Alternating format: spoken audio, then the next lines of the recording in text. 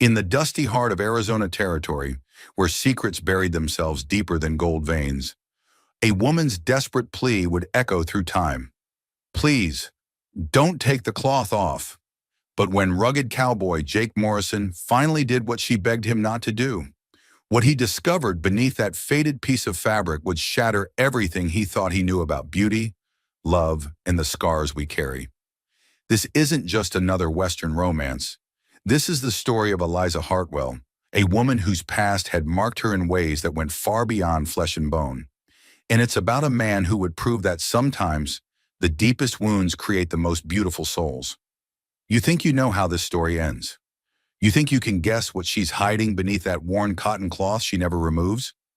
I promise you, by the time Jake Morrison pulls that fabric away, your heart will be racing, your breath will catch, and you'll understand why some secrets are kept not out of shame, but out of a love so fierce it's willing to sacrifice everything. But I'm getting ahead of myself. Let me take you back to where it all began. September 1882. The Arizona territory stretched out like God's own canvas, painted in shades of rust and gold, where the desert met the sky in an endless embrace. The town of Copper Ridge had grown up around the mines, a collection of weathered buildings that seemed to crouch against the harsh sun like wounded animals seeking shade. The saloon, the general store, the church with its crooked steeple, they all told the story of people trying to carve civilization out of wilderness. But it was the small boarding house on the edge of town, run by the widow Mrs. Patterson, that would become the stage for a love story unlike any other. Eliza Hartwell had arrived in Copper Ridge on the Tuesday morning stage, carrying nothing but a small leather satchel and a secret that had followed her across 3 states. At 26, she possessed the kind of beauty that made men stop mid-sentence and women whisper behind their fans. Auburn hair that caught fire in the sunlight, eyes the color of sage after rain, and a figure that moved with unconscious grace. But it was what she always wore that made people stare, then look away in confusion or pity. Around her throat, extending down to cover most of her chest, was a piece of soft cotton cloth, faded blue with tiny white flowers. It was always there, pinned carefully in place, never removed, not even in the scorching heat that made strong men faint. The cloth had become part of her, as essential as breathing. She'd worn it for so long that the sight of her own reflection without it could send her into trembling fits of panic. Whatever lay beneath that fabric, it was something she guarded more carefully than her own life. Jake Morrison wasn't looking for love when he rode into Copper Ridge that September. At 32, he'd seen enough of life to know that sometimes the best thing a man could hope for was honest work, a roof over his head, and whiskey that didn't burn going down. The railroad was pushing through, and they needed men who understood both horses and hard labor. Jake understood both. He stood 6'2" in his boots, with shoulders broad enough to carry the weight of other men's troubles, which he'd been doing most of his life. His dark hair was always a little too long, his jaw always carried a day's worth of stubble, and his gray eyes held the kind of shadows that came from seeing too much, too young. But there was kindness in those eyes, a gentleness that seemed at odds with his calloused hands and the Colt 45 he wore like it was part of him. Women noticed Jake Morrison. They'd have been blind not to, but he'd learned to keep his distance.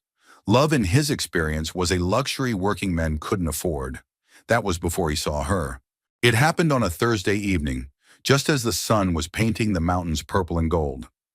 Jake had finished his shift laying track and was walking past Mrs. Patterson's boarding house when he caught sight of her through the window. She was sitting in the parlor, reading by lamplight, and the soft glow turned her auburn hair into spun copper.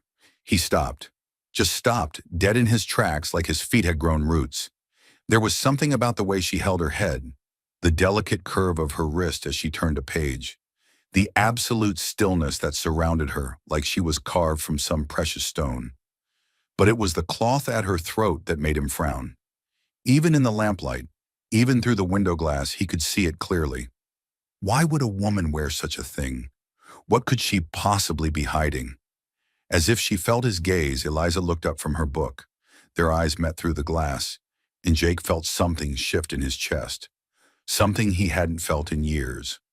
It was like recognizing something he'd been searching for without knowing he'd lost it. She looked away quickly, her hand moving instinctively to touch the cloth at her throat, but not before he saw something flicker across her face. Not fear exactly, but something close to it. Something that made every protective instinct he possessed suddenly spring to life. Over the next few days, Jake found excuses to walk past the boarding house. He told himself he was just curious, the way any man might be curious about a beautiful woman who'd appeared in his town like a character from a storybook. But the truth was deeper than curiosity. There was something about Eliza Hartwell that called to him, something beyond her obvious beauty. Maybe it was the way she never quite met anyone's eyes directly. Maybe it was how she always chose the chair in the corner, back to the wall, as if she needed to see danger coming. Or maybe it was simply the cloth itself, that mysterious guardian of whatever secret lay beneath. He learned her name from Mrs. Patterson, who was happy to gossip over coffee about her newest boarder. "Lovely girl," the older woman confided, "but she's running from something, mark my words. Women don't travel that far alone unless they're running from something. And that thing she wears around her neck never takes it off, not even to sleep, I'd wager." What Jake didn't know, what nobody in Copper Ridge knew, was that Eliza Hartwell was indeed running. She'd been running for 3 years, ever since the night that had changed everything. Ever since the night that had given her a reason to hide from the world, to cover herself in shame and fear, to believe that love was something that happened to other women. Women who weren't marked, women who weren't broken. The cloth wasn't just a piece of fabric. It was her armor, her shield, her constant reminder of why she could never let anyone too close, especially not a man like Jake Morrison, whose gray eyes seemed to see straight through to her soul. Because Eliza knew, with the certainty of someone who'd learned life's hardest lessons, that if Jake ever saw what lay beneath the cloth, he'd turn away in disgust. They always did. The cloth protected not just her body, but her heart, and she intended to keep it that way. But fate, it seemed, had other plans. As Eliza sat in her small room that night, carefully pinning the cloth in place before bed, she caught sight of herself in the mirror. For just a moment, she let her fingers hover over the pins. What would it feel like to be free of it? To feel air against her skin? To let someone see her as she really was? Then reality crashed back, and she turned away from her reflection. Some dreams were too dangerous to entertain. Some secrets were too terrible to share. But outside her window, Jake Morrison stood in the shadow of the livery stable, looking up at the soft glow of her lamplight, and wondering what kind of pain could make a woman hide from the world. Neither of them knew that tomorrow would bring the first crack in the wall she'd built around her heart. Neither of them knew that a chance encounter in the general store would set in motion events that would change everything.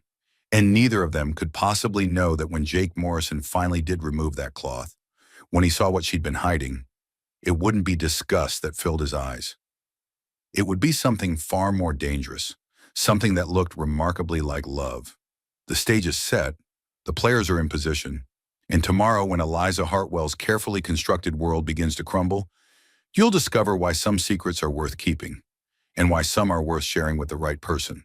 But that's a story for the next chapter, because first Jake Morrison needs to find the courage to speak to the mysterious woman with the beautiful eyes and the terrible secret, and Eliza needs to decide whether running away is really living or just another way of dying.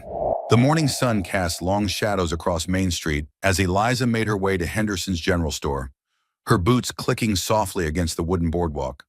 The cloth at her throat felt heavier than usual, as if the desert heat was pressing it against her skin like a brand.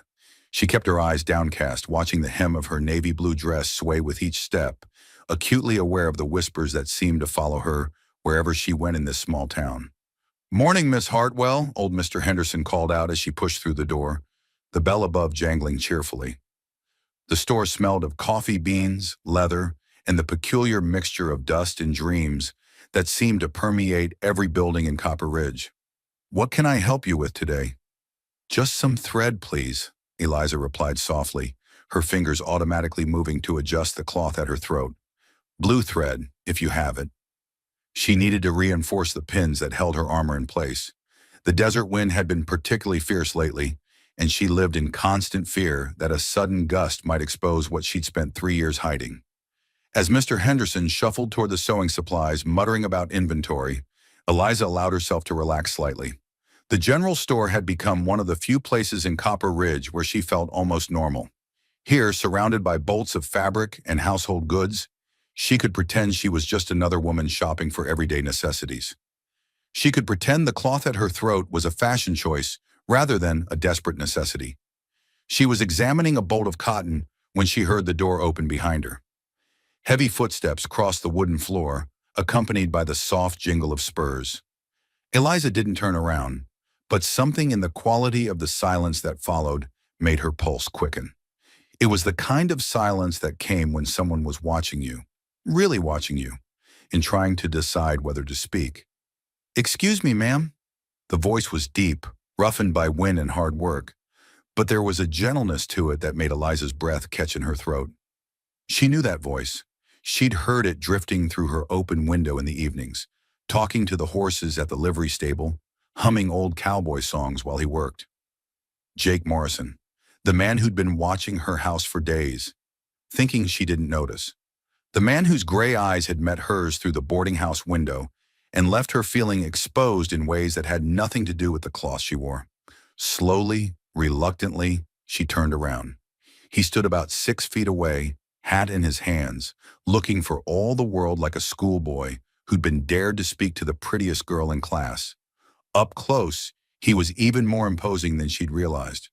Broad shoulders filled out his work shirt, and his dark hair curled slightly at the collar. But it was his eyes that caught her attention. Gray as storm clouds, but warm with a kindness that made her want to trust him, even as every instinct screamed at her to run. "I'm Jake Morrison," he said, his voice quiet enough that old Henderson couldn't hear from across the store.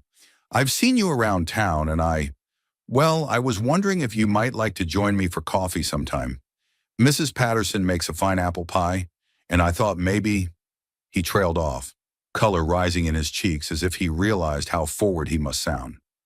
Eliza felt her heart hammering against her ribs. This was exactly what she'd been afraid of. The moment when someone would try to get close, to break through the careful walls she'd built around herself. The moment when she'd have to choose between the terrible loneliness that had become her constant companion and the even more terrible risk of letting someone see her as she truly was. "I don't think that would be appropriate, Mr. Morrison," she managed to say, her voice barely above a whisper. Her hand moved instinctively to her throat, checking that the pins were secure. I don't socialize much." But Jake didn't look discouraged. If anything, the sadness in her voice seemed to strengthen his resolve. He took a small step closer, and Eliza caught the scent of leather and soap and something indefinably masculine that made her head spin. "It's just coffee," he said gently, "and maybe a slice of pie. I promise I'm not as dangerous as I look."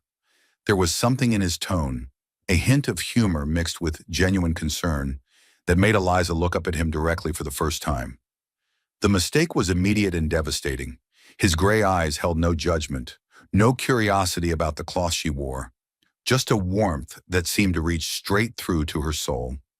For one terrifying, wonderful moment, she could almost imagine what it would be like to sit across from this man, to share coffee and conversation, and pretend she was just an ordinary woman capable of ordinary pleasures.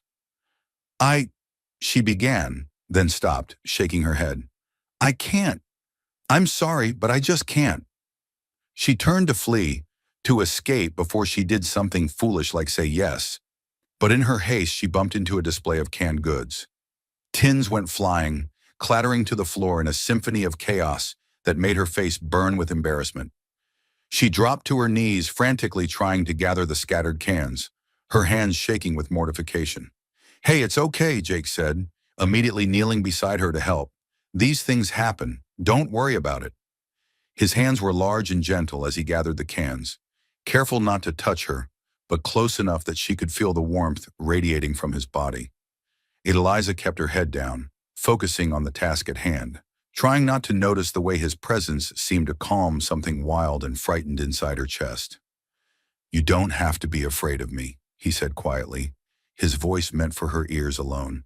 "I know I'm just a railroad worker, Probably not the kind of man a lady like you is used to, but I'm not looking to cause you any trouble. I just thought, I thought you looked like maybe you could use a friend." The kindness in his words nearly undid her completely. When was the last time someone had offered her friendship without wanting something in return? When was the last time someone had looked at her and seen loneliness rather than the curiosity that cloth around her neck inspired? She risked a glance at his face and found him watching her with an expression so gentle it made her throat tight with unshed tears. "I'm not afraid of you," she whispered, and realized as she said it that it was true. She wasn't afraid of Jake Morrison. She was afraid of herself, afraid of the way her carefully constructed defenses seemed to crumble just from being near him. "It's just, it's complicated.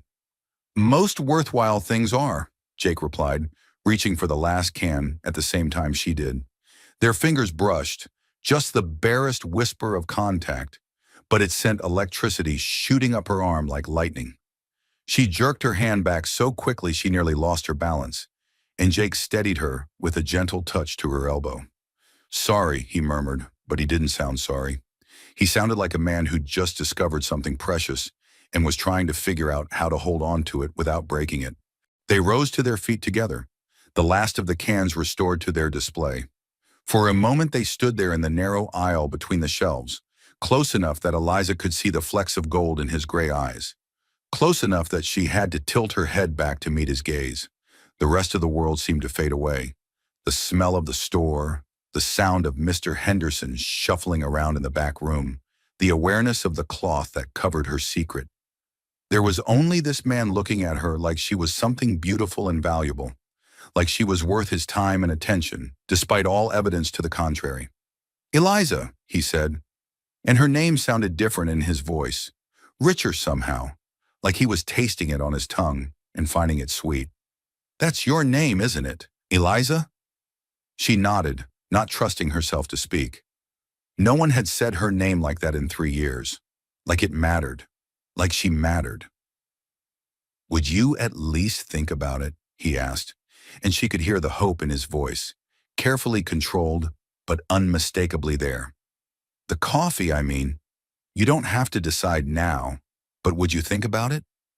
Every rational part of her mind screamed that she should say no, should put an end to this before it could go any further. She'd learned the hard way that men who seemed kind and understanding could turn cruel when faced with the reality of what she was hiding. She'd learned that hope was a luxury she couldn't afford, that it was better to be lonely than to risk the devastating humiliation of rejection. But standing there in the warm glow of his attention, feeling seen and valued for the first time in years, those lessons seemed to come from another lifetime. This was Jake Morrison, who talked gently to horses and hummed while he worked, who just spent 5 minutes helping her clean up a mess without making her feel foolish or clumsy. This was a man who looked at her mystery and saw not something to be solved, but something to be respected. "I'll think about it," she heard herself say, the words escaping before she could stop them. The smile that spread across his face was like sunrise after a long, cold night. And despite all her fears, she couldn't help but smile back. "Thank you," he said simply. And she knew he meant more than just thank you for considering coffee. He meant thank you for not running away. Thank you for giving him a chance. Thank you for standing here in this moment and letting him see even this small glimpse of who she really was. "Miss Hartwell?" Mr. Henderson's voice broke the spell, and they both stepped back, the careful distance reasserting itself. "Found that blue thread you were looking for. Will there be anything else?" "No, that's everything," Eliza managed, her voice slightly breathless. She moved toward the counter, acutely aware of Jake's presence behind her, of the way he seemed to take up more space than his physical form should allow. As she paid for her thread, she could feel him watching her, could sense the questions he was too polite to ask. About the cloth, about why a woman would choose to cover herself so completely in weather that made grown men strip to their shirt sleeves, about what could be so terrible that it needed to be hidden from the world. But he didn't ask. He simply waited, patient as stone, until she'd concluded her business. As she turned to leave, he stepped forward, not to block her path, but to open the door for her, a simple gesture that somehow felt more intimate than a kiss. "Good day, Miss Hartwell," he said formally, but his eyes held promises and possibilities that made her pulse race. "I hope to see you again soon." Eliza nodded, not trusting her voice, and stepped out into the blazing Arizona sun. As she walked back toward the boarding house, she could feel him watching her through the store window, could imagine those storm-gray eyes following her progress down the street. Her hand moved unconsciously to the cloth at her throat, and for the first time in 3 years, she found herself wondering not what would happen if someone discovered her secret, but what it might feel like to share it willingly. Behind her, Jake Morrison stood in the doorway of Henderson's general store, watching the woman who just turned his world upside down disappear around the corner. He thought about the sadness he'd seen in her sage-green eyes, the careful way she held herself as if she were made of glass and might shatter at any moment. He thought about the mystery of that cloth she wore, and the way her hand had fluttered to it like a butterfly seeking safety whenever she felt threatened. Most of all, he thought about the moment when their fingers had touched, when he'd felt something electric pass between them, something that had made her jerk away like she'd been burned. But not before he'd seen her pupils dilate, not before he'd caught the sharp intake of breath that suggested she'd felt it too. Whatever she was hiding, whatever had put that haunted look in her eyes, Jake Morrison found himself more determined than ever to prove that some secrets were safe with the right person. Some wounds could heal, given time and patience, and the kind of gentle care he was more than willing to provide. The only question was whether Eliza Hartwell would be brave enough to let him try. For 3 days after their encounter in the general store, Eliza found herself thinking about Jake Morrison's invitation with an obsession that bordered on madness. She would catch herself staring out her bedroom window toward the railroad camps, watching for glimpses of his tall figure among the workers. She would lie awake at night, her fingers tracing the edges of the cloth at her throat, wondering what it would feel like to sit across from him in Mrs. Patterson's parlor, to share coffee and conversation like a normal woman capable of normal pleasures. The rational part of her mind cataloged all the reasons why accepting his invitation would be a mistake. She was in Copper Ridge to disappear, not to form attachments. She had learned the hard way that men who seemed kind and understanding could turn cruel when faced with the reality of what lay beneath her careful coverings. She had built her life around the principle that solitude was safety, that the only way to avoid the devastating pain of rejection was to never give anyone the opportunity to reject her in the first place. But there was another voice in her head, quieter but more insistent, that whispered dangerous possibilities. What if Jake Morrison was different? What if the gentleness she saw in his storm-gray eyes was genuine? What if, for once in her life, she could experience the simple pleasure of human connection without the constant fear of discovery? On the third evening, as she sat in the boarding house parlor, pretending to read while actually watching the sunset paint the mountains purple and gold, Mrs. Patterson settled into the chair beside her with a knowing smile. "That Morrison fellow has been asking about you," the older woman said without preamble, her knitting needles clicking rhythmically as she worked. "Wanted to know if you were settling in well, if you needed anything, seemed mighty concerned about your welfare." Eliza's hands tightened on her book, but she kept her voice carefully neutral. "That's very kind of him, but I'm managing perfectly well on my own." "I'm sure you are, dear," Mrs. Patterson replied, but her tone suggested she saw right through the pretense. "Though I can't help noticing you seem a bit lonely. Might do you good to make a friend or two while you're here. Mr. Morrison strikes me as the reliable sort, the kind of man a woman can count on to behave like a gentleman." The words hung in the air between them, heavy with implication. Mrs. Patterson had been running a boarding house for 15 years. She'd seen all kinds of people, and she had an uncanny ability to read the stories written in their faces. Eliza wondered what story her own face told, whether the older woman could see past the carefully constructed facade to the desperate longing underneath. "I appreciate your concern," Eliza said finally, "but I'm not looking to complicate my life with social obligations." Mrs. Patterson's knitting needles paused mid-stitch. "Child, what's complicated about sharing a cup of coffee with a decent man? You're young and pretty, and life's too short to spend it hiding away like you're afraid of your own shadow." She resumed her knitting, adding more gently, "Sometimes the things we're most afraid of are the very things we need most." That night, Eliza stood before her mirror in the small bedroom, her reflection wavering in the lamplight like a ghost unsure of its own existence. The cloth at her throat seemed to glow in the golden light, a constant reminder of why she couldn't afford to listen to Mrs. Patterson's well-meaning advice. She raised her hand toward the pins that held her secret in place, then stopped, her fingers trembling with a mixture of longing and terror. What lay beneath that fabric had defined her for 3 years.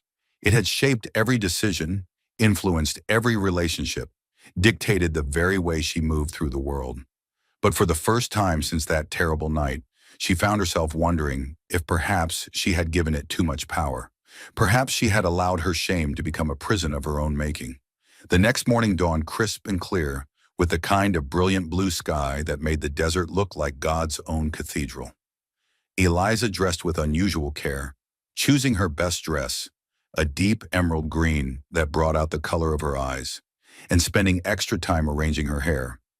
The cloth at her throat was freshly cleaned and carefully pinned, but for the first time in years, she didn't spend long minutes checking and rechecking its security. She found Jake at the railroad camp just as the morning shift was ending, standing beside the massive steam engine that had become as familiar a sight in Copper Ridge as the church steeple. He was talking to another worker, gesturing with oil-stained hands as he explained some mechanical detail, but when he caught sight of her approaching, his face lit up with a smile that made her heart skip dangerously in her chest. "Miss Hartwell," he said, excusing himself from his conversation and walking toward her with that easy, confident stride she'd come to recognize. "This is a pleasant surprise."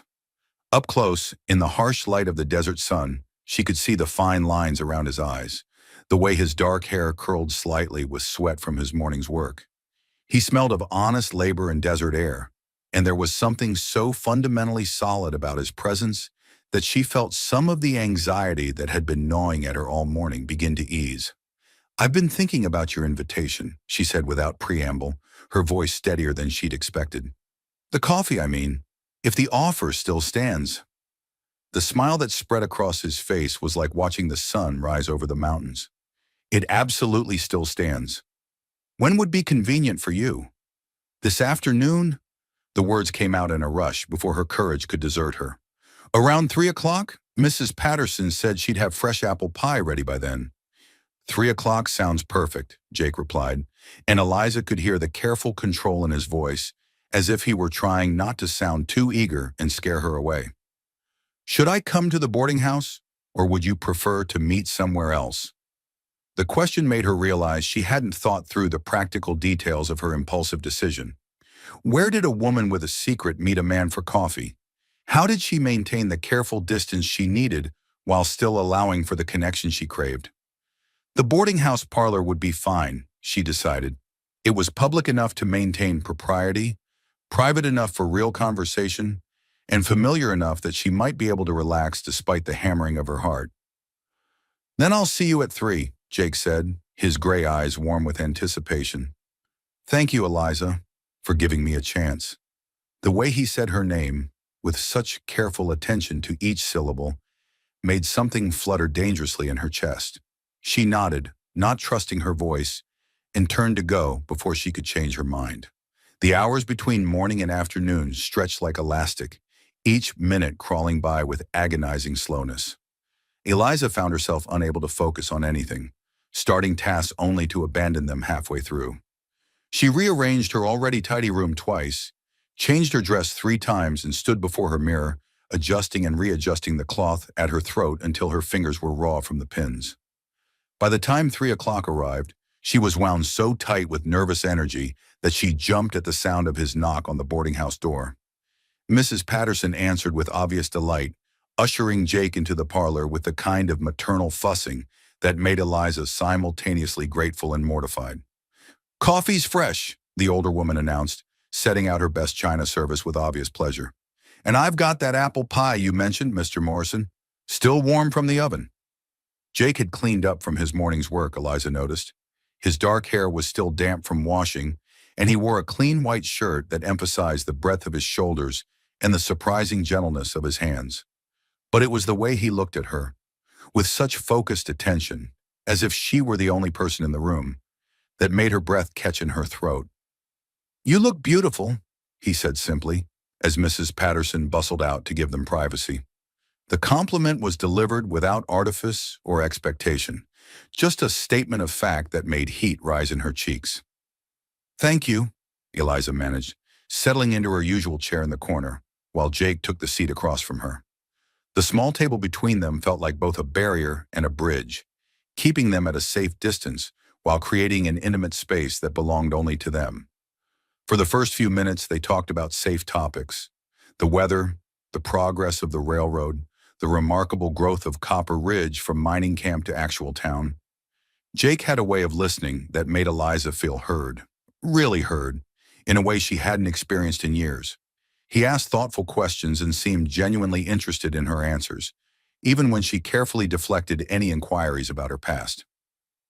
"What brought you to Arizona Territory?" he asked, cutting a generous slice of Mrs. Patterson's apple pie and sliding it across to her. It's not exactly the kind of place most ladies choose for a vacation. The question she'd been dreading since the moment she'd accepted his invitation. Eliza took a careful sip of coffee, using the time to craft her response. She'd rehearsed various versions of her story, each one containing just enough truth to be believable, while omitting the details that would send any decent man running. "I needed a fresh start," she said finally, which was true enough. Sometimes a person reaches a point where the only way forward is to leave everything behind and begin again somewhere completely different. Jake nodded slowly, and she could see understanding in his gray eyes, not just of her words, but of the pain that lay beneath them. "I know something about fresh starts," he said quietly. "Left Indiana 3 years ago after my life there fell apart. Figured the further west I went, the better chance I'd have of outrunning my mistakes." The admission created a moment of unexpected intimacy between them. Here was this strong, capable man confessing his own vulnerabilities, sharing his own history of running away. Eliza felt something shift inside her chest, a loosening of the tight bands of fear that had constricted her breathing for so long. "What kind of mistakes?" she asked gently, surprising herself with her boldness. Jake was quiet for a long moment, staring into his coffee cup as if it might contain answers to questions he'd been carrying for years. When he looked up at her, his expression was raw with remembered pain. "I was engaged," he said finally, "to a woman named Catherine. Beautiful, proper, everything a man was supposed to want in a wife. But I was working too much, drinking too much, trying too hard to prove myself to her father, and not paying enough attention to what she actually needed." He paused, running a hand through his dark hair. "She left me for my best friend, married him 2 months later." "I'm sorry," Eliza said, and meant it. She could see how much the betrayal had cost him, could recognize the kind of deep wound that changed the way a person looked at love, and trust, and the possibility of happiness. "Ancient history now," Jake replied with a shrug that didn't quite hide the lingering hurt. "But it taught me some valuable lessons about what really matters, about not taking good things for granted when you find them." The words hung in the air between them, heavy with implication. Eliza felt her cheeks warm under his steady gaze, felt the dangerous flutter of hope in her chest. Was he talking about her? Was she a good thing he didn't want to take for granted? "What about you?" he asked gently. "What are you running from?" The question she'd been dreading arrived with such quiet inevitability that she almost felt relieved. Here it was, the moment of truth, the point where she would have to choose between the safety of lies and the terrifying vulnerability of honesty. She looked at Jake's face, at the patient kindness in his storm gray eyes, and felt the walls she'd built around her heart developing hairline cracks. "I was hurt," she said simply, her voice barely above a whisper, "by someone I trusted, and I've been hiding ever since." The truth of it, even stripped of details, felt dangerous and liberating at the same time. She watched Jake's face carefully, looking for signs of judgment or curiosity, or the kind of predatory interest that some men showed when they sensed weakness in a woman. Instead, she saw only compassion. His hand moved across the table toward hers, stopping just short of actual contact. "I'm sorry," he said, and she could hear the genuine anger in his voice. Not at her, but at whoever had hurt her badly enough to send her running across 3 states. "I'm sorry someone made you feel like you needed to hide." The kindness in his voice nearly undid her completely. When was the last time someone had been angry on her behalf? When was the last time someone had looked at her pain and seen injustice rather than shame? It's complicated, she managed, the words inadequate to describe the tangle of fear and shame and desperate longing that had ruled her life for 3 years. Most worthwhile things are, Jake replied, echoing his words from their encounter in the general store. His hand was still stretched across the table toward hers, palm up, an invitation rather than a demand. But that doesn't mean they're not worth the effort. Eliza stared at his outstretched hand for a long moment, seeing not just the calluses and scars that marked him as a working man, but the steadiness, the patience, the quiet strength that promised safety in a world that had taught her to expect cruelty. Slowly, carefully, as if she were handling something precious and fragile, she reached across the table and placed her hand in his. The contact was electric, sending warmth shooting up her arm and settling in her chest like a banked fire. His fingers closed around hers with gentle pressure, calloused skin surprisingly soft against her palm. For a moment they sat like that, hands joined across the small table, while the afternoon light slanted through the parlor windows, and somewhere in the kitchen Mrs. Patterson hummed contentedly as she worked. "Thank you," Jake said quietly, his thumb brushing across her knuckles in a caress so light she might have imagined it, "for trusting me this much, for giving me a chance." Eliza felt tears prick at the corners of her eyes, overwhelmed by the simple human contact she'd denied herself for so long. His hand was warm and solid and real, anchoring her to a moment that felt stolen from someone else's life. A normal woman's life. A woman who could hold hands with a man without constant fear of discovery, who could accept kindness without waiting for the inevitable moment when it would be withdrawn. "I don't know if I can be what you're looking for," she whispered, her free hand moving instinctively to the cloth at her throat. I'm not like other women. I can't offer you the things that most men want." Jake's grip on her hand tightened slightly, not possessive but protective, as if he could somehow hold her together through the force of his own conviction. "What I want," he said, his voice low and intense, "is to know the woman behind those beautiful eyes. The woman who's brave enough to start over in a place where she knows no one, who's strong enough to survive whatever it was that hurt her so badly. That's what I want, Eliza. Just you. However you come." The words hit her like a physical blow, beautiful and terrible and completely unexpected. How was she supposed to respond to such naked honesty? How was she supposed to maintain her carefully constructed defenses when he looked at her like she was something precious, something worth fighting for? "You don't know what you're saying," she managed. But even as she spoke the words, she could hear the hope creeping into her voice, dangerous and insidious and impossible to suppress. "Maybe not," Jake admitted, his gray eyes never leaving her face. "But I'd like the chance to find out, if you'll let me." Before Eliza could respond, before she could find words adequate to the moment, Mrs. Patterson's voice drifted in from the kitchen, breaking the spell that had woven itself around them. "More coffee, you two? Or perhaps some of my molasses cookies?" They sprang apart as if they'd been caught doing something scandalous, hands retreating to their respective sides of the table, the moment of intimate connection dissolving into awkward self-consciousness. But the echo of it lingered in the air between them, a promise and a possibility that couldn't be taken back. "We should probably," Eliza began, but Jake was already nodding, understanding the unspoken need to retreat before they went too far too fast. "Of course," he said, rising to his feet with the fluid grace that characterized all his movements. "Thank you for the coffee and the conversation. I hope we can do this again soon." "I'd like that," Eliza replied, and was surprised to discover she meant it. Despite her fears, despite the voice in her head that cataloged all the ways this could go wrong, she genuinely wanted to see him again. Jake smiled, that warm, genuine expression that seemed to light up his entire face. "Tomorrow evening. There's a place by the creek where the cottonwoods grow. It's peaceful there. Good for talking, if you'd be interested." A walk by the creek, away from the safety of the boarding house, away from Mrs. Patterson's protective presence. It was exactly the kind of risk Eliza had spent 3 years avoiding, and exactly the kind of opportunity she'd been secretly yearning for. "Yes," she heard herself say, the word escaping before her rational mind could intervene. Yes, I'd be interested. As Jake left, tipping his hat with old-fashioned courtesy, Eliza remained seated in the parlor, her hands still tingling where he'd touched her. She could feel Mrs. Patterson watching her with knowing eyes, could sense the older woman's approval and encouragement. But more than that, she could feel something awakening inside herself, something that had been dormant for so long she'd almost forgotten it existed. Hope.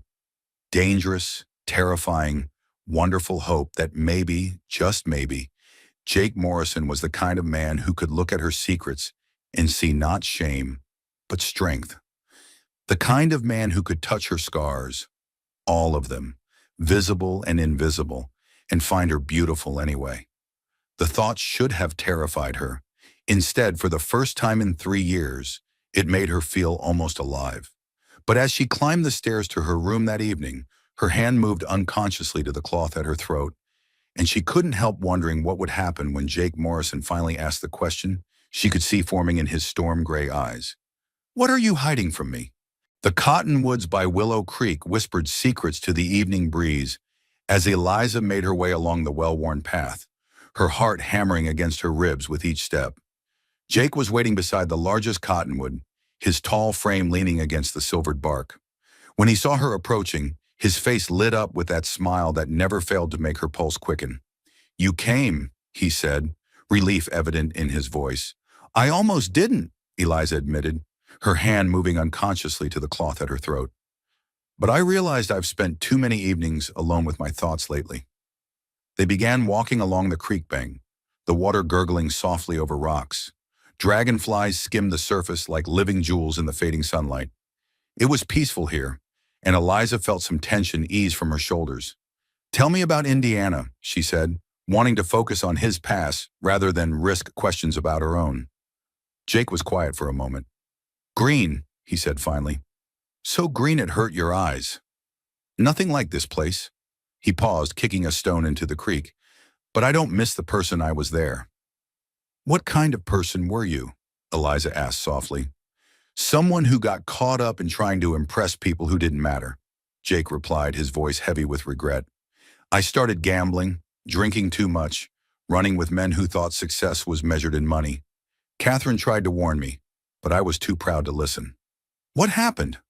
"I lost everything. The farm, our savings, Catherine's respect. The night she left, she said I wasn't the man she'd fallen in love with anymore." His voice was raw with remembered pain. Without thinking, Eliza reached out and touched his arm. "I'm sorry. That must have been devastating." Jake covered her hand with his own, his palm warm against her skin. "It was. But maybe I needed to lose everything to figure out what actually mattered." "And what matters?" she asked, though she wasn't sure she was ready for his answer. "This," he said simply, "real conversation with someone who sees past the surface. The chance to be honest and still be accepted." They'd stopped beneath a massive willow whose branches created a natural canopy. The air felt cooler here, touched with moisture from the creek. "I know you're carrying something heavy, Eliza," Jake continued, his gray eyes intense. "I can see it in how you hold yourself, how your hand always goes to that cloth when you're nervous. I don't know what happened, but I know it was bad enough to send you running." Eliza felt tears prick her eyes. "You don't understand. What I'm hiding isn't just emotional scars. It's something visible, something that changes how people look at me." Jake was quiet for a moment, his thumb tracing gentle patterns across her hand. "3 years ago, I would have said appearances matter most. But I've learned what's really valuable. Whatever you think is terrible doesn't change that you're the most beautiful woman I've ever met." "You haven't seen—" "Then show me," Jake interrupted gently. "Whatever you're afraid of, show me. Let me prove it doesn't matter." The words hit her like a physical blow. Show him. After 3 years of hiding, here was this man asking her to trust him with her deepest secret. "I can't," she whispered, wrapping her arms around herself. "You don't know what you're asking." Instead of pushing, Jake simply nodded. "Okay, but will you tell me what happened? Will you trust me with the story?" Eliza looked at him through the gathering dusk. In his gray eyes, she saw nothing but patience and genuine caring. "It was 3 years ago," she began quietly. I was living in St. Louis, working as a seamstress. I had a small apartment above a bakery. She paused, gathering courage. There was a fire in the middle of the night. The bakery caught fire, and by the time I woke up, the whole building was burning. Even now, she could still smell the smoke, still feel the heat. I tried to get out through the front door, but it was blocked by flames. The only way out was through the window. Her voice became barely audible. I jumped from the second story, but my nightgown caught fire, and by the time someone put out the flames, she touched the cloth at her throat with trembling fingers. The burns were extensive, from here down to here. Her hand gestured toward her chest, then stopped. Jake's face had gone very still, but she could see anger building in his eyes. Not at her, but at the cruelty of fate. The doctors said I was lucky to be alive, she continued, but I didn't feel lucky. The scarring was extensive. Keloid scars, raised and twisted. She shuddered. That's not the worst part. There was a man I'd been seeing, someone I thought cared about me. When I finally showed him what the fire had done, she stopped, the memory too painful. He left, Jake said, his voice flat with disgust. Eliza nodded, tears spilling down her cheeks. He said he was sorry, but he couldn't look at me the same way. So I ran. I couldn't stand the stares, the pity. I bought the cloth and started moving west. They stood in silence, only the creek's murmur and wind through branches breaking the quiet. Thank you, Jake said finally, for trusting me with that.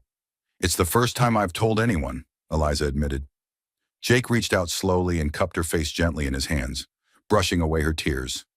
What that man did wasn't love. That was cowardice. Real love doesn't abandon someone because they've been marked by life. You say that now, but you haven't seen. It doesn't matter, Jake interrupted softly. Whatever those scars look like, they don't define you. They're proof you're a survivor, stronger than fire and pain and cruel people who don't deserve you. Instead of answering with words, Jake leaned down and pressed his lips to hers in a kiss so gentle it felt like a prayer. Eliza melted into it, her hands fisting in his shirt as 3 years of loneliness began to crack open.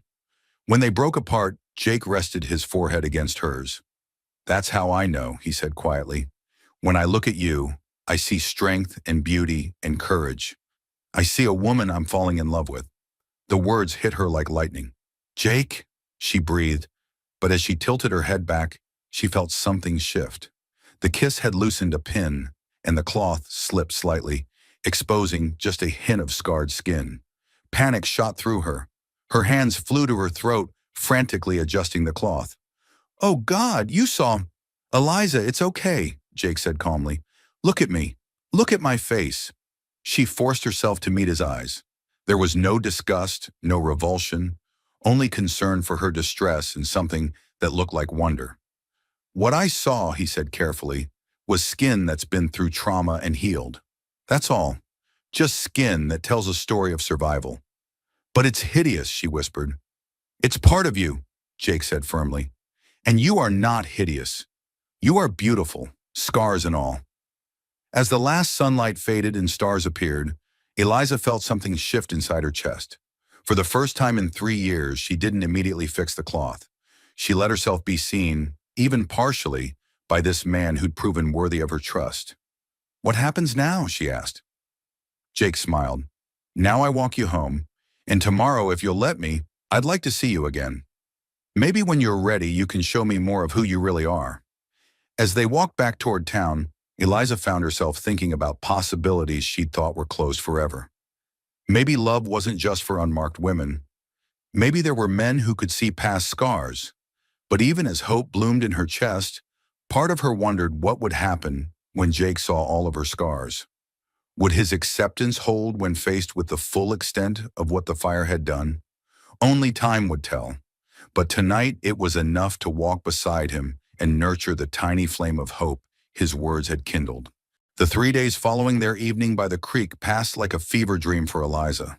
She found herself caught between two warring emotions: the intoxicating hope that Jake's acceptance might be real, and the bone-deep terror that she was setting herself up for the kind of devastating heartbreak that had sent her fleeing across the country 3 years ago. Every morning she woke with his words echoing in her mind. You are beautiful, scars and all. Every night she lay awake touching the cloth at her throat, remembering the wonder in his eyes when he'd glimpsed that small patch of damaged skin. But in the harsh light of day, doubt crept in like desert sand, finding every crack in her defenses. What if he changed his mind? What if seeing more of her scars proved too much for his good intentions? What if she was just fooling herself again, the way she had with Thomas in St. Louis? Jake had been patient, giving her space to process what had happened between them.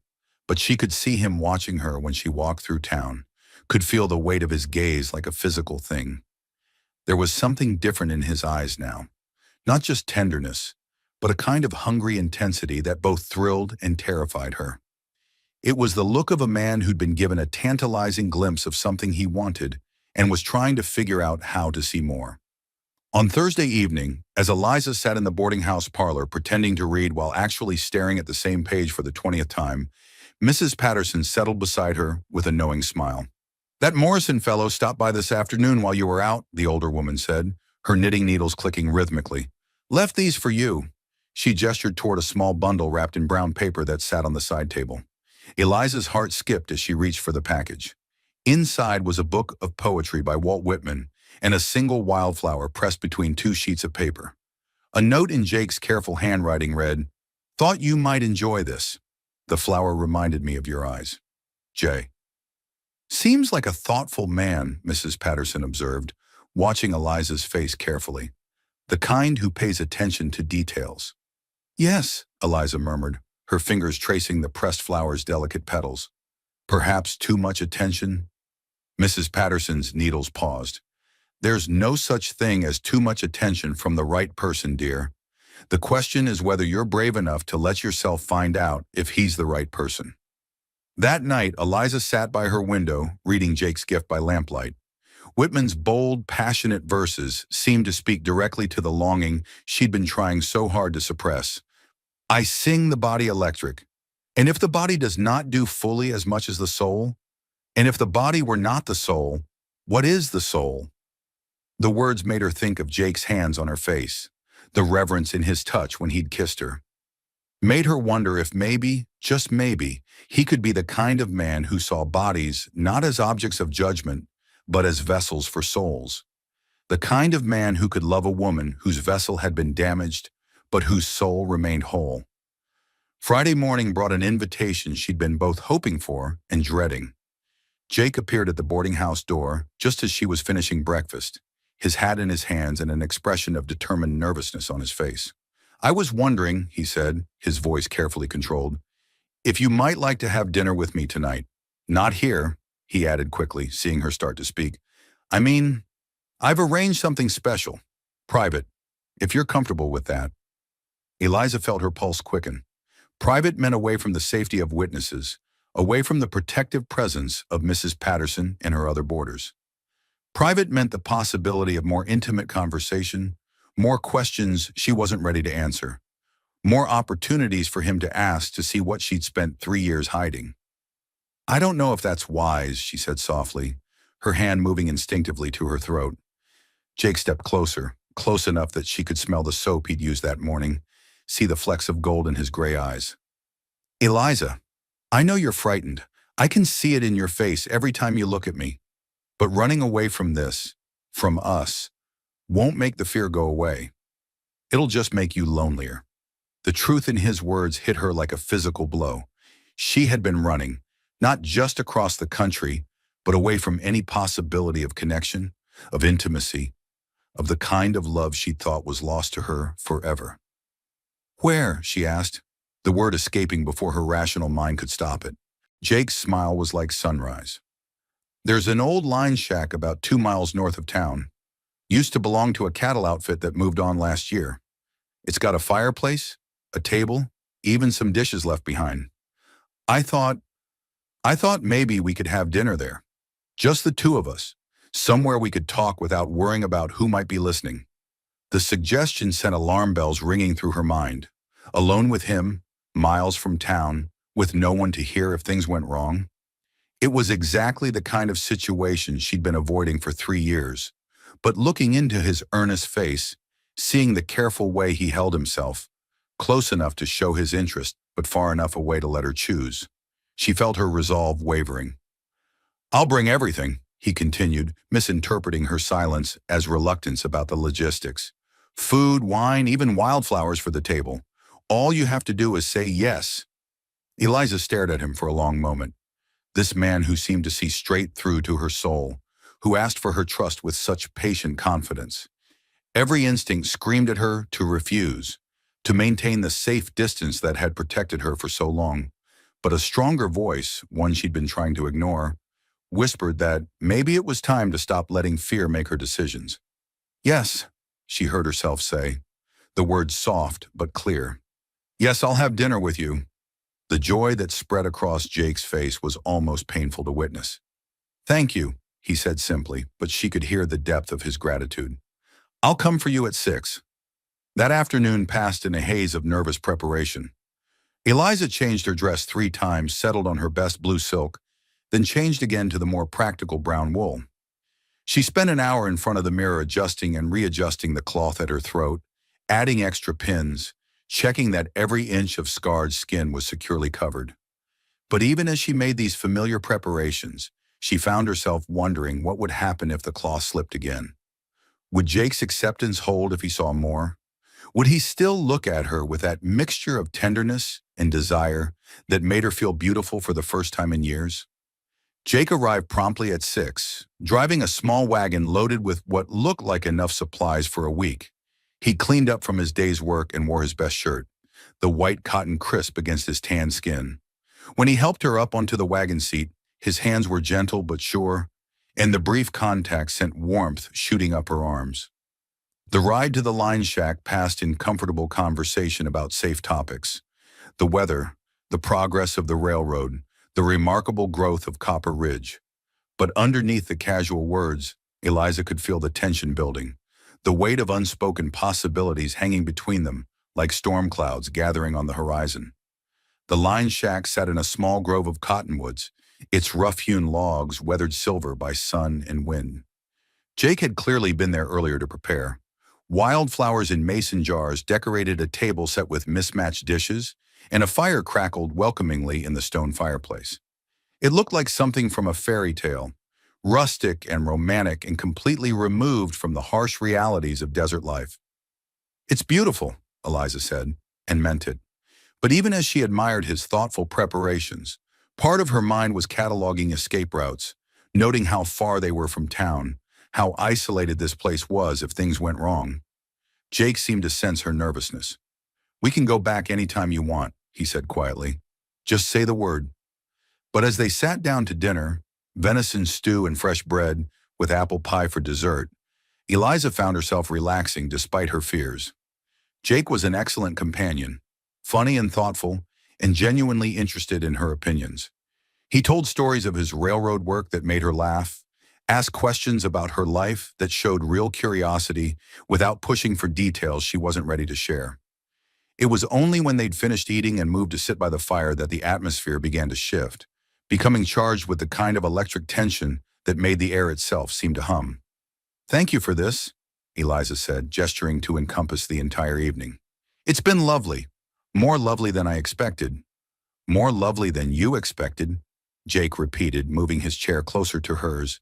"What did you expect?" The question caught her off guard. "I don't know. Questions, maybe.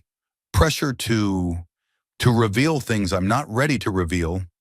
Jake was quiet for a moment, studying her face in the firelight. When he spoke, his voice was careful. "Is that what you think I want? To pressure you?" "Isn't it?" Eliza asked, her hand moving unconsciously to her throat. "Isn't that what men always want? To see, to touch, to possess?" "Some men, maybe," Jake replied, his gray eyes serious. "But not me. Not like that." He leaned forward, resting his elbows on his knees. "What I want is to know you, Eliza. All of you. Not just your body, but your mind, your heart, your dreams, your fears.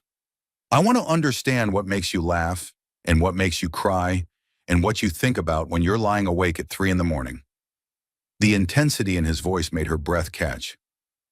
"And the scars? You're saying you don't want to see them?" Jake's expression grew very still. I won't lie to you. Yes, I want to see them. Not because I'm curious about the damage, but because they're part of your story.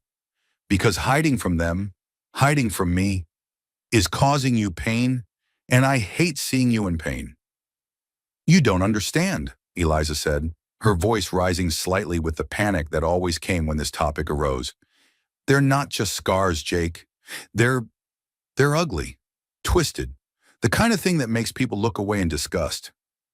Have I looked away? Jake asked quietly. You haven't seen them. I've seen enough. He reached out slowly and touched her hand where it rested on the chair arm. And what I've seen is that you're the most beautiful woman I've ever met, scars and all. Stop saying that, Eliza said, pulling her hand away and standing abruptly. Stop acting like you know what you're talking about when you haven't seen the worst of it.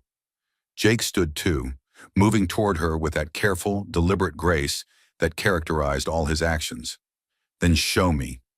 The words hung in the air between them like a challenge. Eliza felt her heart hammering against her ribs, felt the familiar panic rising in her throat like bile. No, she said, backing away from him. No, I can't. You don't know what you're asking. I'm asking you to trust me, Jake said, continuing his slow advance. I'm asking you to believe that what I feel for you is stronger than whatever you think is so terrible about your appearance. And what if you're wrong? Eliza demanded, her voice breaking. What if you see me and realize you can't stomach it? What if you do what Thomas did and walk away because you can't stand to look at me? Jake stopped moving, his expression growing fierce. I am not Thomas, he said, his voice low and intense. I am not some coward who runs at the first sign that life isn't perfect. I am a man who has seen real ugliness in this world, cruelty, greed, hatred, and I know the difference between surface imperfections and true beauty. You say that now, Eliza whispered, tears starting to slip down her cheeks. But you haven't seen... Then let me see, Jake interrupted, taking another step toward her. Stop telling me what I can't handle and let me prove what I can. They stood facing each other across the small room, the fire crackling between them, both breathing hard with the intensity of the moment. Eliza could see the determination in Jake's face, the way his hands clenched and unclenched at his sides as if he were fighting the urge to reach for her. Please, she said, her voice barely audible, please don't ask this of me. I can't bear it if you look at me the way he did. Something in her tone must have reached him because Jake's expression softened. He held up his hands in a gesture of surrender, taking a small step back. Okay, he said quietly. Okay, I won't push. But Eliza... He paused, seeming to choose his words carefully. Hiding from intimacy isn't living. It's just existing. And you deserve so much more than that. The words hit her like arrows, each one finding its mark in the vulnerable places she tried so hard to protect. Because he was right, wasn't he? For 3 years she'd been existing rather than living, going through the motions of daily life, while her heart remained locked away behind walls of fear and shame. I want to, she admitted, the confession torn from somewhere deep inside her. God help me, I want to trust you. I want to believe that you could see all of me and still... She trailed off, unable to finish the sentence. Still love you? Jake supplied gently. The word hung between them like a bridge neither of them was quite ready to cross. Love. Not attraction, not desire, but love. The kind of deep, abiding acceptance that could see past imperfections to the soul underneath. I'm falling in love with you, Eliza, Jake said, his voice rough with emotion. Not with the idea of you, not with what you might look like under that cloth, but with you. The woman who reads poetry by lamplight, who's kind to Mrs. Patterson even when she's being intrusive, who survived something terrible and came out stronger. That woman is beautiful, no matter what scars she carries. Eliza felt something crack open inside her chest, some wall she'd built around her heart beginning to crumble under the weight of his words. But even as hope bloomed, fear rose to meet it. What if you change your mind, she whispered. What if loving me becomes too hard when you see what I really look like? Jake moved closer, slowly enough that she could stop him if she wanted to, until he was near enough to touch. Then I guess you'll have to have enough faith for both of us, he said softly. Faith that real love doesn't give up when things get difficult. Faith that I'm the kind of man who keeps his promises. What promises? Eliza asked, though part of her already knew. This one, Jake said, reaching out to frame her face gently in his hands. I promise that whatever you show me, however you look, I will not turn away. I will not make you feel ashamed or ugly or unworthy of love. I promise to see you, really see you, and love you anyway. The words were like sunlight breaking through storm clouds, beautiful and terrifying and impossible to look away from. Eliza stared into his gray eyes, searching for some sign of doubt or reservation, but found only steady conviction. I'm scared, she admitted, her voice breaking on the words. I know, Jake said gently, but you don't have to be scared alone anymore. And then, before she could think of all the reasons why it was a terrible idea, before her rational mind could catalog all the ways this could go wrong, Eliza found herself nodding. Okay, she whispered, but not here, not tonight. I need time to prepare myself. Jake's smile was like sunrise after the longest night. Tomorrow night, then. Here, if you're comfortable with that. And Eliza? He leaned down and pressed a gentle kiss to her forehead. Thank you for trusting me with this, for trusting me with you. As they made the drive back to town in companionable silence, Eliza's mind raced with the enormity of what she'd just promised. Tomorrow night, she would show Jake Morrison what lay beneath the cloth she'd worn for 3 years. She would expose the twisted, angry scars that marked her chest and throat, and she would discover once and for all whether love was stronger than revulsion. The thought terrified her, but for the first time in 3 years, she found herself more excited than afraid.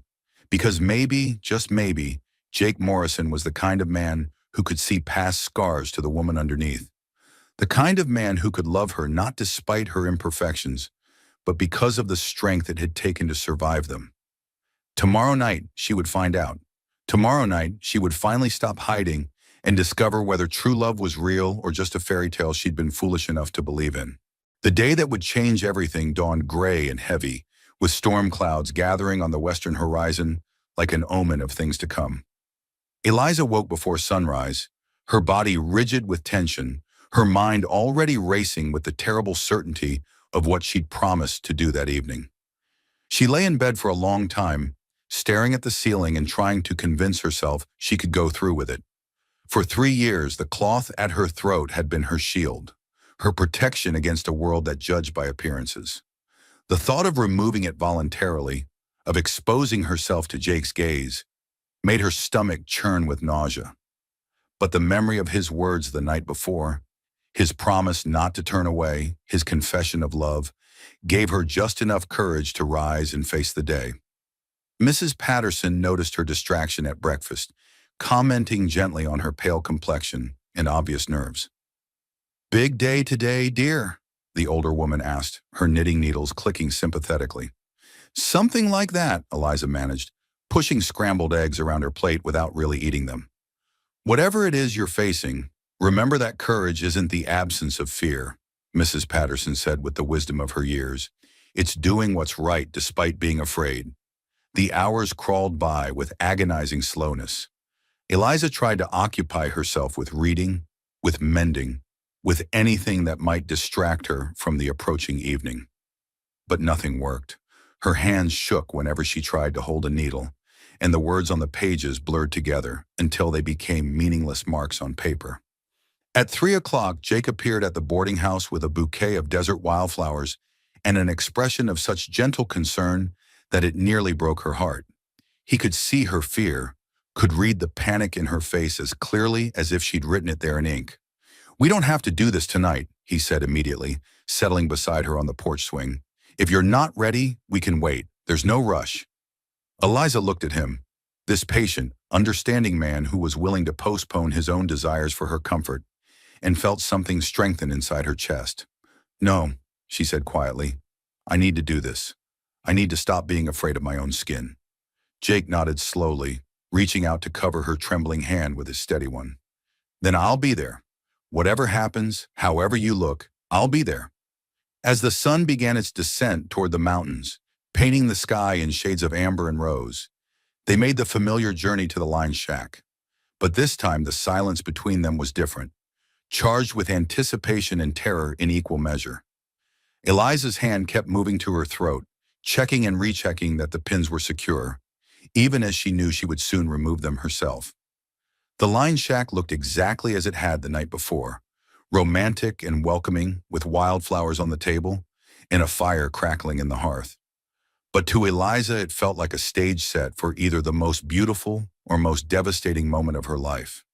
Jake had brought wine, she noticed, and her favorite apple pie from Mrs. Patterson's kitchen, but she couldn't imagine eating anything with her stomach tied in knots. "How do you want to do this?" Jake asked gently, settling into the chair across from her as they had the previous evening. His voice was carefully neutral, giving her control over the situation. "I don't know," Eliza admitted, her hands clenched so tightly in her lap that her knuckles were white. "I've never... I mean, no one has seen me without the cloth since the doctor who treated my burns. Not even my mirror shows me everything at once." The confession revealed just how complete her self-imposed isolation had been. For 3 years, she'd avoided even looking at her own scars, changing clothes in darkness, bathing by feel alone. She'd made herself a stranger to her own body. Jake leaned forward, his gray eyes intense with emotion. "Eliza, look at me." When she raised her eyes to his, he continued, "Whatever you're about to show me, remember that I already know you. I know your kindness, your strength, your courage. I know the way you laugh at my terrible jokes and how you bite your lip when you're thinking hard about something. Those things aren't changing, no matter what's under that cloth." His words wrapped around her like a warm blanket, but they couldn't quite dispel the cold terror that had settled in her bones. With shaking hands, she reached up and began to remove the pins that held her secret in place. Each small piece of metal felt impossibly heavy as she set it aside on the table between them. "Maybe you should close your eyes," she whispered, her voice barely audible. "Until I'm ready." Jake shook his head. "I want to watch.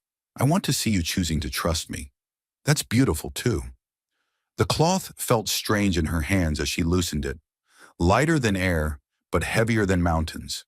For 3 years it had been part of her, and now she was voluntarily setting it aside. Her fingers trembled as she unwound it from around her throat, revealing first the relatively minor scarring at her collarbone. Jake's expression didn't change. His eyes remained fixed on her face, not dropping to examine what she was revealing. It was as if he understood that her courage was more important than his curiosity. "Keep going," he said softly. "You're doing beautifully." Eliza unwound another layer, then another, until finally the cloth fell away completely and she sat before him with her scars fully exposed for the first time in 3 years. The silence that followed was deafening. She couldn't bring herself to look at Jake's face, couldn't bear to see the moment when attraction turned to revulsion. The scarring was extensive, covering most of her chest and throat in twisted ridges of keloid tissue that caught the firelight like mountain ranges on her skin. Some areas were smooth and shiny, others puckered and raised, all of them a testament to the fire that had nearly claimed her life. In some places the scars were white, in others angry red, creating a patchwork of damaged skin that she'd been certain no one could ever find beautiful. The silence stretched on, seconds feeling like hours. Eliza's breathing became shallow and rapid as panic set in. Why wasn't he saying anything? Why wasn't he moving? Had the sight of her scars shocked him into stillness? "Please say something," she whispered, still not daring to look at his face. "Anything." When Jake finally spoke, his voice was thick with emotion. "My God, Eliza, what you must have endured." The words weren't what she'd expected. There was no disgust in his tone, no revulsion, but there was something else. Something that made her finally brave enough to look at his face. What she saw there made her breath catch in her throat. Jake's gray eyes were bright with unshed tears, and his expression was one of profound sadness, mixed with something that looked almost like awe. He was staring at her scars, yes, but not with the horrified fascination she'd expected. Instead, he looked like a man contemplating a great work of art, something beautiful and tragic and meaningful all at once. "You survived this," he said quietly, his voice full of wonder. "You survived something that should have killed you, And you're still here, still fighting, still capable of love and trust and hope. He paused, seeming to search for the right words. Do you have any idea how extraordinary that makes you? Eliza felt tears start to slip down her cheeks, but they weren't tears of shame. For the first time in 3 years, they were tears of relief. You're not disgusted? She managed to ask. Disgusted? Jake stood slowly and moved around the table toward her, his movements careful and deliberate. Eliza, these scars are proof of your strength. They're evidence that you fought death and won. How could I be disgusted by something so powerful? He knelt beside her chair, bringing himself to her eye level, and reached out to touch her face gently. You're beautiful, he said, his voice fierce with conviction. Not despite these scars, but with them. They're part of your story, part of what makes you who you are. But they're so ugly, Eliza protested. Years of self-hatred not easily overcome by one man's acceptance, no matter how sincere. No, Jake said firmly. They're not ugly. They're honest. They tell the truth about what you've been through and how strong you had to become to survive it. His thumb brushed away her tears with infinite gentleness. And the man who couldn't see that, who walked away from you because of these marks, he was a fool who never deserved you in the first place. Slowly, giving her plenty of time to pull away if she wanted to, Jake leaned forward and pressed a soft kiss to one of the scars on her collarbone. The touch was reverent, almost worshipful, as if he were kissing something sacred. Thank you, he whispered against her skin. Thank you for trusting me with this, for letting me see all of you. Eliza felt something break open inside her chest, not breaking in the sense of shattering, but like ice breaking up in spring, like something frozen finally beginning to thaw. For 3 years, she'd carried the weight of believing herself unlovable, damaged beyond repair. But here was this man, looking at her scars and seeing not ugliness, but beauty, not weakness, but strength. I love you, she heard herself say, the words escaping before she could stop them. I know it's too soon. I know we haven't known each other long, but I love you, Jake Morrison. Jake's smile was like sunrise after the longest night. I love you too, he said simply. All of you. Every beautiful, brave, scarred inch of you.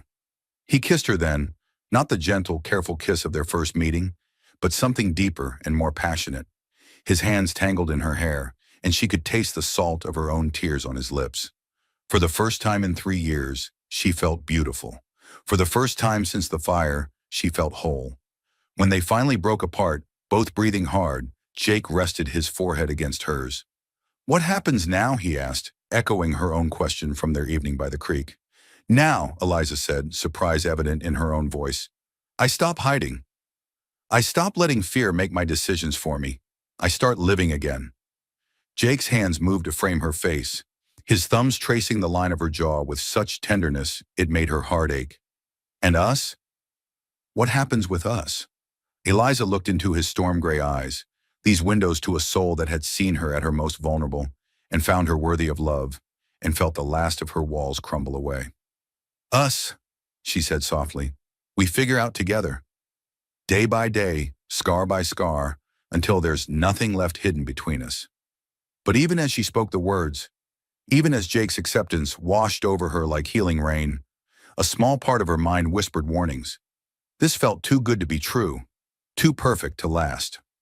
What if his initial shock was just delayed? What if, in the harsh light of morning, he changed his mind about what he could handle? As if reading her thoughts, Jake spoke again, his voice low and intense. I need you to understand something, Eliza. What just happened between us? This isn't going to change.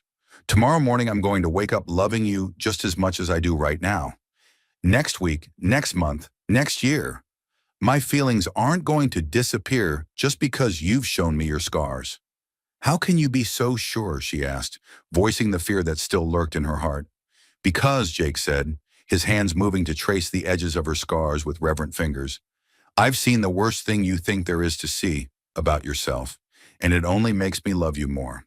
These marks tell the story of a woman who refused to give up, who found the strength to rebuild her life after losing everything. How could I not love a woman like that? As they sat together in the flickering firelight, Eliza finally understood what Mrs. Patterson had meant about courage. It wasn't the absence of fear. She was still afraid, would probably always carry some fear about how others perceived her. But courage was choosing love despite that fear, choosing to trust despite the risk of betrayal, choosing to hope despite the possibility of disappointment. And for the first time in 3 years, Eliza Hartwell was ready to be courageous. But as Jake helped her carefully wind the cloth back around her throat before their journey home, not because she was ashamed, but because the desert night was cold against newly exposed skin, she couldn't quite shake the feeling that they were being watched. Standing in the doorway of the line shack, looking out into the darkness beyond the circle of firelight, she thought she saw a shadow move among the cottonwoods. "What is it?" Jake asked, noticing her stillness. "Nothing," Eliza said, but her hand moved instinctively to check that her cloth was secure. "Just thought I saw something." Jake's expression grew alert, his body tensing with the kind of wariness that came from years of frontier living. "What kind of something?" Before Eliza could answer, a voice called out from the darkness beyond the trees, rough and familiar in a way that made her blood turn to ice in her veins. "Well, well, look what we have here." Thomas Brennan stepped into the circle of light, his face twisted with the same cruel smile she remembered from their last encounter 3 years ago. Behind him came two other men, both armed, both wearing the kind of expressions that promised trouble. "Hello, Eliza," Thomas said, his voice mocking. "Did you really think you could hide from me forever?" The blood in Eliza's veins turned to ice as Thomas Brennan stepped into the firelight, his cruel smile exactly as she remembered it from 3 years ago. Time seemed to slow as all the progress she'd made, all the healing Jake had begun in her heart, threatened to crumble under the weight of her past. "Thomas," she whispered, instinctively pulling her shawl tighter around her shoulders, even though the cloth was already securely in place. "What are you doing here?" "Looking for you, my dear," Thomas replied, his voice dripping with false affection. "Did you really think you could disappear, and I wouldn't eventually track you down?"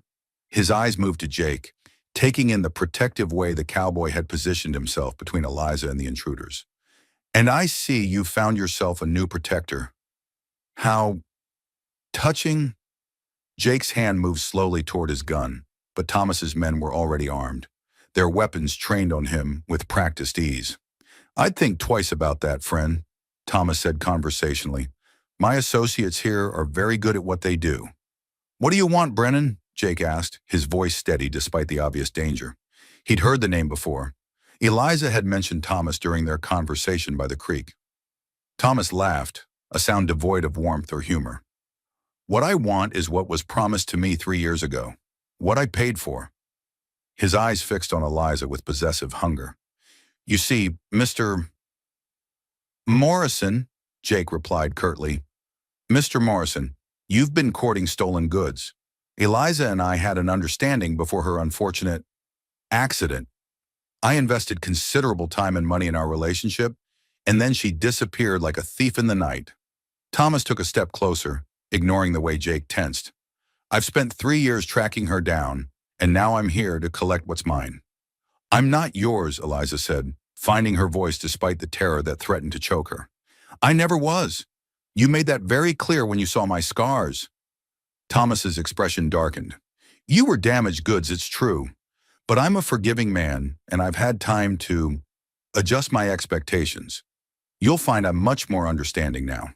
The lie was so transparent, so obviously rehearsed, that Jake felt fury rise in his chest like a living thing.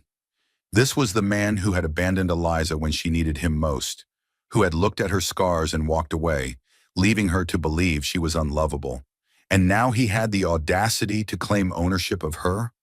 "The lady doesn't belong to you," Jake said, his voice dangerously quiet. "She doesn't belong to anyone but herself." "Ah, but that's where you're wrong," Thomas replied, reaching into his coat pocket. He pulled out a worn piece of paper, holding it up for them to see. A promissory note signed by Eliza herself. She borrowed $500 from me to pay for her medical treatment after the fire. The terms were very specific. She would repay me either in cash or in other services. Eliza's face went white as she stared at the document. She had been desperate after the fire, facing mounting medical bills with no way to pay them. Thomas had seemed like a savior then, offering help with no questions asked. She'd been too naive to read the fine print carefully, too grateful for his assistance to question his motives. "That note is 3 years old," she said, her voice shaking, "and I've been making payments." "Partial payments," Thomas interrupted. "You still owe me nearly $400 plus interest. At current rates, I'd say you owe me close to 800 now." He smiled coldly. "Of course, I'm willing to forgive the debt entirely if you come with me willingly." Jake stepped forward, every muscle in his body coiled for action, despite the guns trained on him. "She's not going anywhere with you." "That's really not your decision to make," Thomas said, his tone becoming more threatening. "This is a legal matter, Mr. Morrison. Eliza owes me money, and one way or another, she's going to pay." "I'll pay," Jake said suddenly, surprising everyone, including Eliza. "Whatever she owes you, I'll pay it. Right now." Thomas raised an eyebrow. $800? That's a lot of money for a railroad worker." "I have it," Jake replied, though Eliza could hear the strain in his voice. $800 was more than most men made in 2 years. It would wipe out his savings, everything he'd worked for since coming to Arizona. "Jake, no," Eliza said, turning to face him. "I can't let you do that. It's too much." "It's worth it," Jake said simply, his gray eyes fierce with determination. "You're worth it." The words hit Thomas like a physical blow. Here was this common laborer, this nobody, willing to bankrupt himself for a woman Thomas had discarded like damaged merchandise. The insult was intolerable. "How noble," Thomas sneered, "but I'm afraid money isn't all I'm after now. You see, Mr. Morrison, you've inconveniently interfered with my property. That makes this personal." "She's not property," Jake said, his hand inching toward his gun again. "And if you try to take her, you'll have to go through me." "That can be arranged," Thomas replied, nodding to his men. "But first, I think it's time everyone saw what you've been so eager to protect." His eyes glittered with malicious intent as he looked at Eliza. "Take off the cloth, my dear. Show your new friend what I saw 3 years ago. Let him see why I couldn't stand to touch you." "No," Eliza whispered, her hands flying to her throat. "Take it off," Thomas commanded, his voice harsh with authority, "or my men will do it for you." "Don't you touch her," Jake snarled. But one of Thomas's men pressed a gun barrel against his temple, freezing him in place. "The choice is yours, Eliza," Thomas said with false gentleness. "Remove the cloth yourself, or have it removed for you." For a moment, Eliza stood paralyzed by terror and shame, the old fears crashing over her like a tide. This was her nightmare come to life, being forced to expose herself, to relive the humiliation of 3 years ago. But then she looked at Jake's face, saw the fury and love blazing in his gray eyes, and something inside her shifted. "You know what, Thomas?" she said, her voice growing stronger with each word. "You're right. It is time everyone saw." Her hands moved to the pins at her throat, but not with the trembling fear of a victim, with the steady determination of a woman who had finally learned her own worth. "Eliza, you don't have to," Jake began, but she shook her head. "Yes, I do," she said, beginning to unwrap the cloth. "I've spent 3 years hiding from this man, letting his cruelty define how I see myself. But I'm not that frightened, broken woman anymore." The cloth fell away, revealing her scars to the flickering firelight. Thomas's men shifted uncomfortably, clearly not prepared for the extent of the scarring, but Thomas himself just smiled with satisfaction. "There," he said triumphantly. "Now you can see what I had to deal with, Mr. Morrison. Hideous, isn't it? No man should have to look at something so beautiful," Jake finished, his voice cutting through Thomas's cruel words like a blade. "So beautiful it takes my breath away."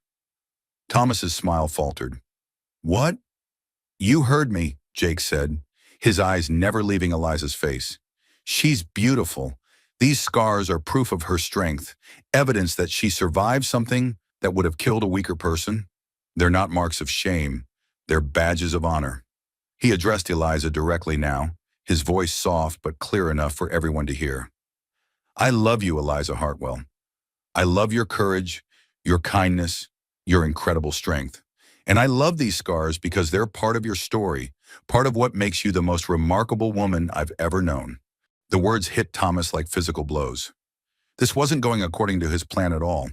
He'd expected Jake to recoil in disgust, to abandon Eliza the way he himself had 3 years ago. Instead, the man was looking at her like she was some kind of goddess. "You're lying," Thomas snarled. "No man could find that attractive. You're just saying what she wants to hear." "No," Jake said firmly, taking a step toward Eliza despite the gun still trained on him. "I'm saying what I feel. What any decent man would feel for a woman this extraordinary." He reached out and gently touched one of her scars, his fingers reverent against her skin. "These marks don't make her less beautiful, Thomas. They make her more beautiful, because they show what she's capable of surviving." Thomas's face contorted with rage and disbelief. "You're both insane. She's damaged goods, worthless. She's priceless," Jake interrupted, his voice ringing with conviction. "And the fact that you can't see that just proves you never deserved her in the first place." Something in Jake's absolute certainty, in the way he looked at Eliza like she was the most precious thing in the world, finally broke through 3 years of self-doubt and shame. Eliza felt the last of her emotional walls crumble, replaced by a strength she'd forgotten she possessed. "He's right," she said, turning to face Thomas with her chin held high. "I am extraordinary. I survived a fire that should have killed me, rebuilt my life from nothing, and found the courage to love again despite what you put me through. You're the one who's damaged, Thomas. You're the one who's worthless." The transformation in her was visible, like watching a butterfly emerge from its chrysalis. Where moments before she'd been cowering and afraid, now she stood tall and proud, her scars no longer hidden, but displayed like the marks of honor Jake had called them. Thomas stared at her in shock, unable to reconcile this confident, powerful woman with the broken, desperate creature he'd abandoned 3 years ago. His carefully laid plans were crumbling around him, and he could feel his control of the situation slipping away. "You still owe me money," he said weakly, grasping at the last thread of his authority. "Then I'll pay you," Eliza said calmly. "Every cent, with interest. But not because I belong to you, and not because I'm afraid of you, because I choose to close this chapter of my life once and for all." Jake reached into his coat and pulled out a thick roll of bills, his life savings, everything he'd worked for since coming to Arizona. "Here," he said, tossing the money at Thomas's feet, $800, just like you asked. Now get out of here and leave her alone." Thomas stared at the money for a long moment, then looked back at Eliza and Jake standing together, united against him. The love between them was so palpable it seemed to fill the small space, making his own bitter loneliness feel even more acute. "This isn't over," he said, but the words lacked conviction. He gestured to his men, who lowered their weapons with obvious relief. "Yes, it is," Eliza said firmly. "It's been over for 3 years, Thomas. You just refuse to accept it." As Thomas and his men disappeared into the darkness, taking the money but leaving their threats unfulfilled, Eliza turned to Jake with tears streaming down her face. "You gave him everything," she said. "Your whole savings. Your future." "No," Jake said, pulling her into his arms. "I gave him paper and coins. My future is right here, in my arms. You're my future, Eliza. You're my everything." They held each other in the firelight, both of them trembling with relief and love, and the incredible realization that they'd survived not just Thomas's threats, but the deeper challenge of learning to trust again after betrayal. "What happens now?" Eliza asked, echoing the question that had become their refrain. "Now," Jake said, pressing a soft kiss to her temple, "we go home. We build a life together. We love each other without fear, without shame, without hiding." He pulled back to look at her face, his thumb gently tracing the edge of one of her scars. "And we never let anyone make us feel less than extraordinary again." As they prepared to leave the line shack, Eliza carefully folded the cloth she'd worn for 3 years. Not to hide behind anymore, but to keep as a reminder of how far she'd come, of the strength she'd found in learning to be vulnerable with the right person. The ride back to Copper Ridge was peaceful, filled with quiet conversation and gentle touches.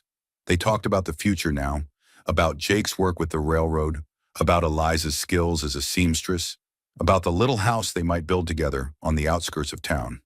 "I love you," Eliza said as they reached the boarding house, the words coming easily now, without fear or reservation. I love you too, Jake replied, helping her down from the wagon. All of you. Every beautiful, brave, extraordinary inch of you. As he kissed her good night on Mrs. Patterson's front porch, Eliza finally understood what real love looked like. It wasn't the desperate, conditional affection Thomas had offered, dependent on her meeting his standards of physical perfection. Real love saw past surfaces to souls, found beauty in survival, and chose to stay even when staying was difficult. She was still scarred. She would always carry the marks of that terrible night 3 years ago. But she was no longer defined by them, no longer imprisoned by them. She was Eliza Hartwell, survivor of fire and cruelty and her own despair, beloved of Jake Morrison, and finally completely, beautifully free. The cloth remained folded in her dresser drawer that night, and for the first time in 3 years, she slept without its protection. Because she'd finally learned that real protection didn't come from hiding behind fabric and fear, it came from finding someone brave enough to love you exactly as you are, scars and all. And so ends the remarkable story of Eliza Hartwell and Jake Morrison, two wounded souls who found healing in each other's love. In the harsh landscape of the Arizona Territory, where survival often meant building walls against the world, they discovered that sometimes the greatest courage lies not in hiding our scars, but in revealing them to someone worthy of our trust.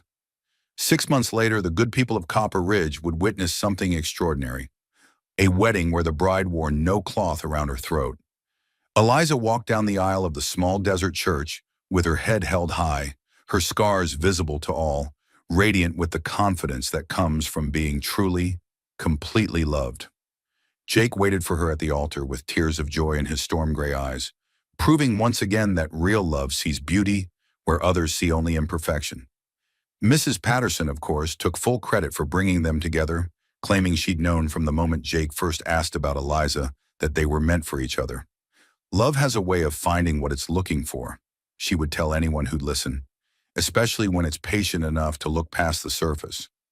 They built their little house on the outskirts of town, just as they'd dreamed during that peaceful ride back from the line shack. Eliza's seamstress skills and Jake's work with the expanding railroad provided them with a comfortable living, but more importantly, they provided each other with something neither had dared hope for, a love that grew stronger with each passing day. The cloth that had once been Eliza's shield remained folded in their bedroom dresser, not forgotten, but transformed. No longer a symbol of shame, it became a reminder of how far she'd traveled, both literally and emotionally. Sometimes on quiet evenings, she would take it out and tell Jake new details about her journey west, about the fears she'd conquered and the strength she'd discovered within herself. Their story became legend in Copper Ridge, the tale of the mysterious woman with the cloth and the cowboy who taught her that scars tell stories of survival, not shame. It gave hope to others who carried their own hidden wounds, who believed themselves unworthy of love because life had marked them in visible ways. But perhaps the most beautiful part of their story was this. When their first child was born 3 years later, a daughter with Jake's gray eyes and Eliza's auburn hair, she would grow up knowing that scars are not something to hide from, but badges of honor that prove we are stronger than whatever tried to break us. Love, after all, is not about perfection. It's about seeing someone's flaws, their wounds, their imperfections, and choosing to cherish them anyway. It's about understanding that the most beautiful people are those who have been tested by fire and emerged not unburned, but unbroken. Thank you for joining us on this journey through the American West, where love conquered fear and courage triumphed over shame. If this story touched your heart, please like this video, subscribe to Wild West Stories, and share your thoughts in the comments below. Your support helps us bring more tales of love, redemption, and second chances to life. Until next time, remember, every scar tells a story, and every story deserves to be heard with compassion. This is Wild West Stories, where the frontier never truly ends. It just finds new hearts to call home.